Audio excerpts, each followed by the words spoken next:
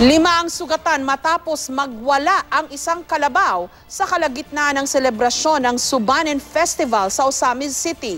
Samantala, bumida naman ang galing ng kabataang Pinoy sa isang International Children's Choir Competition sa Malaysia. May report si Mariz Umali.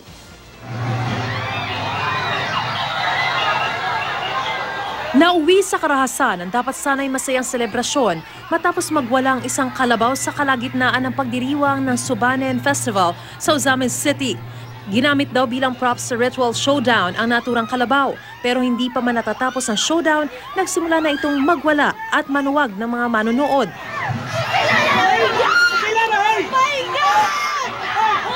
Dahil hindi na mapigilan sa pagwawala, napilitan ng mga pulis na paputukan ang kalabaw. Nagtamo ito ng 4 na tama ng bala na siyang ikinamatay ng hayop. 5 manonood ang sugatan sa insidente.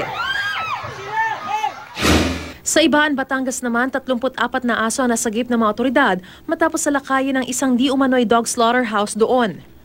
Ibebenta raw ang mga naturang aso sa Baguio City. Hindi na inabutan ng pulisya di umano'y operator ng slaughterhouse. Idinaan naman sa pagzuzumba ng ilang empleyado ng lokal na pamahalaan ng Bangyad Abra ang kanilang pakikiisa sa pag-obserba ng National Disaster Consciousness Month ngayong buwan. Anila kailangan daw ihanda ang katawan sa pagresponde sa mga kalamidad.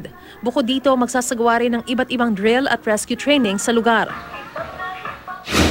Samantala, wagi ang galing ng Pinoy sa isang International Children's Choir Competition na isinagawa sa Malaysia noong Sabado nang ibabaw ang husay ng 22 miyembro ng Balon Dagupan Children's Choir sa 15 kalahok ng patimpalak na nagmula pa sa iba't ibang bansa sa Asia.